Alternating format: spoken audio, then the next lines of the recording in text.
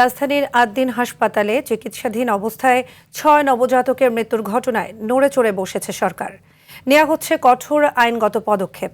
আগামী ৩ দিনের মধ্যে তদন্ত প্রতিবেদন জমা দেওয়া হবে বলে জানিয়েছেন স্বাস্থ্য ও পরিবার কল্যাণমন্ত্রী সরদার মোহাম্মদ সাখাওয়াত হোসেন। তিনি বলেন, কোনো অপরাধী যেন আইনি ফাঁক ফোকর দিয়ে পার পেয়ে যেতে না পারে, সেজন্য অ্যাটর্নি জেনারেলের পরামর্শ নেওয়া হচ্ছে।